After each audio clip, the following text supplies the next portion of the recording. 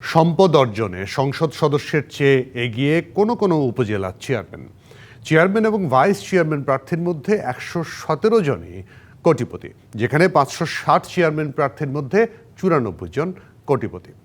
এছাড়া ৬১১ ভাইস চেয়ারম্যানের মধ্যে ১৭ জন এবং ৪৩৫ জন মহিলা ভাইস চেয়ারম্যান প্রার্থীর মধ্যে ৬ কোটিপতি এই নির্বাচনে প্রতিদ্বন্দ্বিতা করছেন।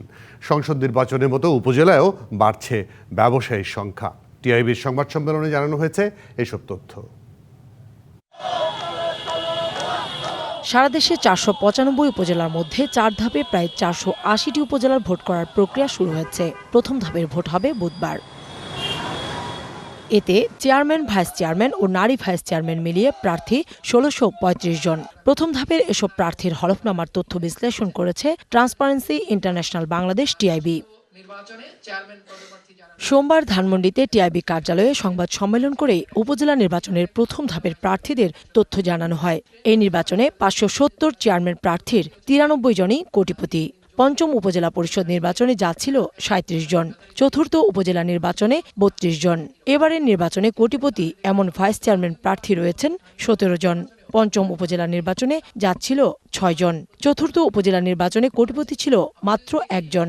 ব্যবসায়ী প্রার্থীদের সংখ্যা সেটি কিন্তু চতুর্থ নির্বাচনের তুলনায় প্রায় ৮% বেড়েছে। যারা ব্যবসায়ী হিসেবে ঘোষণা দিয়েছেন সেসব প্রার্থীদের সরাসরি ব্যবসা থেকে আয় আসে ৭৪%। এ সময় টিআইবির নির্বাহী পরিচালক ইফতেখারুজ্জামান বলেন, নিজের প্রয়োজনে আইনের ব্যত্যয় ঘটাচ্ছে ক্ষমতাসীনরা। এখানে যেটি প্রাধান্য পাচ্ছে সেটা হচ্ছে আমি ক্ষমতায় যাব বা ক্ষমতায় থাকবো এবং তার মাধ্যমে ক্ষমতার ব্যবহার করে আমি নিজের সম্পদ বিকাশ সুযোগ নেব এবং সেটা এক ধরনের লাইসেন্সে রূপান্তরিত হয়ে গেছে। সেটা কিন্তু বাস্তব চর্চা। জাতীয় পর্যায়ে যেটা হয়েছে সেটাও কিন্তু এখন স্থানীয় পর্যায়ে ক্রমাগতভাবে তৃণমূল পর্যায়ে বিকশিত হচ্ছে। তথ্য প্রকাশ করেই নির্বাচন কমিশন চুপ না থেকে যাদের আয় কয়েক গুণ তা খতিয়ে দেখার তাগিদ দেয়া হয়। হলফনামায় মিথ্যে তথ্য দিলে প্রার্থিতা বাতিল করারও দাবি করে টিআইবি। কয়েক হাজার গুণ যাদের সম্পদ বেড়েছে বা আয় বেড়েছে সেটা বৈধ হওয়ার সাথে সমস্যা কিনা এই বিষয়টি খতিয়ে দেখার জন্য বিরাট ধরনের রকেট সায়েন্সের প্রয়োজন নেই। কিভাবে আবার যারা একেবারেই ১০ টাকা ১২ টাকা আয় দেখেছে বিশ্বাসযোগ্য যথেষ্ট, এটা তো এটা নিয়ে প্রশ্ন উঠতে পারে।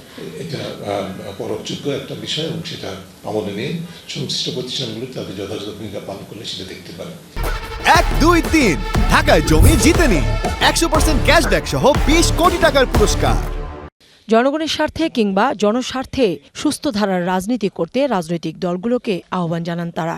এখনো কিছু কিছু সুস্থ ধারার রাজনৈতিক ধারা আছে। কাউসারা চৌধুরী কুমু, ডিবিসি নিউজ, ঢাকা।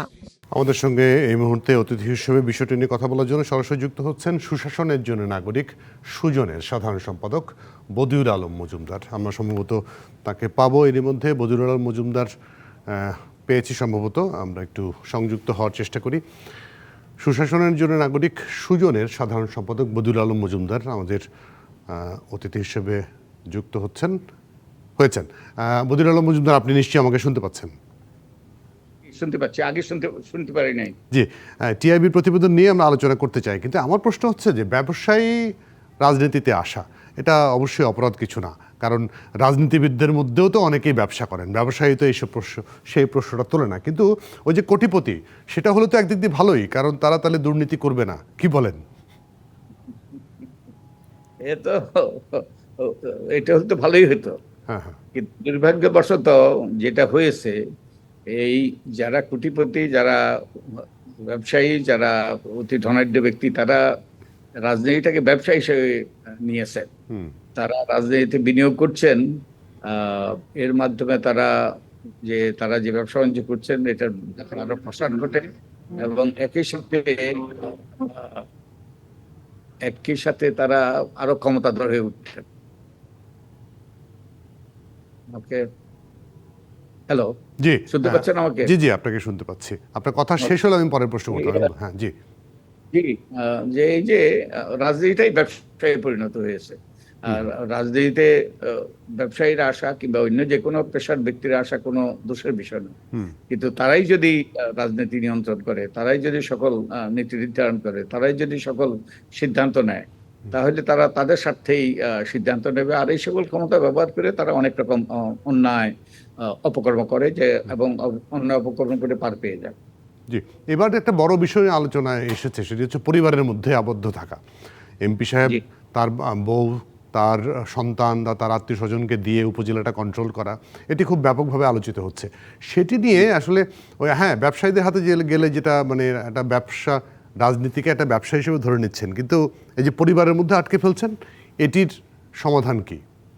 ওকে, রাজনীতির শুধু ব্যবসায়ীকরণ হচ্ছে না, রাজনীতিতে পরিবারতন্ত্র প্রতিষ্ঠিত হচ্ছে।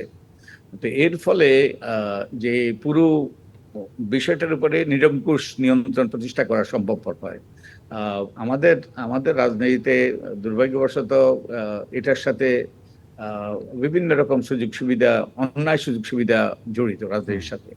তো এই তারা যদি নিজেদের আপনজন থেকে যদি বিভিন্ন পদ পদবিতে বসাতে পারে, তাহলে তারা সবগুলো সুযোগ সুবিধা, সবগুলো আহ, অন্যায়, যে সকল আহ, এই যে অন্যায় করে পার পেয়ে যাওয়ার যে সুযোগ, সেগুলো তারা কুক্ষিগত করতে পারে, নিরঙ্কুশ তাদের আধিপত্য বিস্তার করে, অন্যদের সাথে আর শেয়ার করতে হয় না। তো এই ওই সবকিছুর ওই যে উপর আধিপত্য প্রতিষ্ঠাই মূল লক্ষ্য।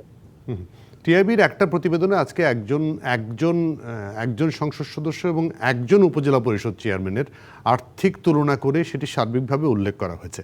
মানে এটি কতটুকু সঠিক বলে আপনি মনে করেন যে এমপিদের চেয়ে কোনো কোনো ক্ষেত্রে উপজেলা চেয়ারম্যানরা আর্থিকভাবে বেশি মানে অর্জনের দিক থেকে সম্পদ অর্জিত হচ্ছে বেশি? আমার মনে হয় এটা হয়তো এক্সেপশন, কিন্তু উভয় ক্ষেত্রেই তারা ক্ষমতাধর। আমি আগেই বলেছি, এক ধরনের এই যে ফায়দার চেইন বিরাজমান আমাদের রাজনীতিতে, ফায়দাতন্ত্র আমি যেটাকে বলি। তো এই যে কোনো পদ পদবি পেলে, হয় নির্বাচিত কিংবা দলীয় পদ পদবি পেলে, তারা ওই ফায়দার চেইনের সাথে সংযুক্ত হয়ে যায়। তো এর মধ্যে আবার কিছু কিছু বেশি গুরুত্বপূর্ণ, কিছু কিছু কম গুরুত্বপূর্ণ। সংসদ সদস্যরা বেশি গুরুত্বপূর্ণ, তারপরে মন্ত্রীরা আরো বেশি গুরুত্বপূর্ণ। আহ উপজেলা চেয়ারম্যানরা সব ক্ষেত্রে নয়, কোনো কোনো ক্ষেত্রে কাছাকাছি আসে তাদের আধিপত্যের দিক থেকে, তাদের ক্ষমতার দিক থেকে। তো এই এখনো আমি বলবো যে মন্ত্রীরাই সবার উপরে, তারপরে এমপি, তারপরে উপজেলা চেয়ারম্যান এবং অন্যান্যরা, এবং দলের পদ পদবি যারা যে পদ পদবি যাদের আছে, তারাও গুরুত্বপূর্ণ প্রভাব বিস্তার করে। জি, বদিউল আলম মজুমদার, অনেক ধন্যবাদ, কৃতজ্ঞতা, আপনি সময় দিচ্ছেন আমাদেরকে।